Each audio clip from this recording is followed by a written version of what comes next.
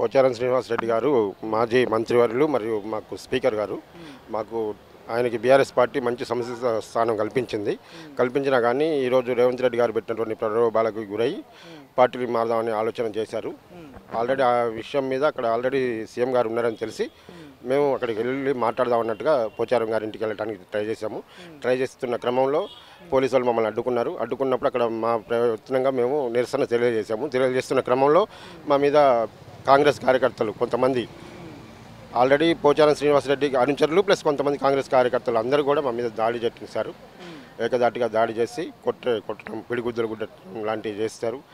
ఈ ఘర్షణ వాతావరణంలో కొంచెం మా నాయకులకి కొంతమంది గాయాలయ్యాయి.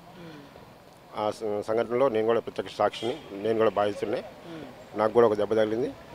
అది విషయం. ఎవరెవరు ఉన్నారు మీ బీఆర్ఎస్ నేతల నుంచి?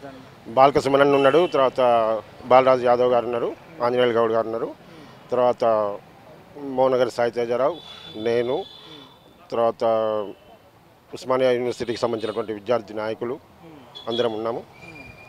దాదాపు ఒక 25 మంది దాకా వెళ్ళాము. ఎందుకు మీరు సీఎం గారు అక్కడ వస్తున్నారని చెప్పి మరి మీరు ఎందుకు వెళ్ళాల్సి వచ్చింది? అక్కడ సీఎం గారు వచ్చేటటువంటి విషయం మాకైతే తెలియదు, కానీ మా నాయకుడిని మేము కలుద్దాం అన్నట్టుగా పోయాము. కలిసి మాట్లాడదాము, ఈ యొక్క ఆలోచన పార్టీలో మారే ఆలోచన ఏదైతుందో అది ఎందుకు తీసుకున్నారనే విషయం మీద మాట్లాడదాం అన్నట్టుగా కలుద్దాం అన్నట్టుగా మేము పోవడం జరిగింది. పోయిన క్రమంలో దాడి జరిగింది, ఘర్షణ జరిగింది.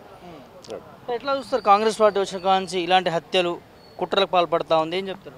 చాలా దారుణమైన విషయము. కాంగ్రెస్ పార్టీ అరాచకాలకు పాల్పడుతుంది. ఇచ్చిన హామీలన్నింటినీ మర్చిపోయి కేవలం బీఆర్ఎస్ పార్టీ మీద బురద జల్లేటటువంటి కార్యక్రమాలు చేస్తుంది తప్ప ఇచ్చిన హామీలు ఏమాత్రం నెరవేర్చట్లేదు. ప్రజల్ని ప్రలోభాలకు గురి చేయడం కోసం ఏదో ఒక సమస్యను ఇష్యూ చేయడం కోసం ప్రయత్నం చేస్తున్నారు.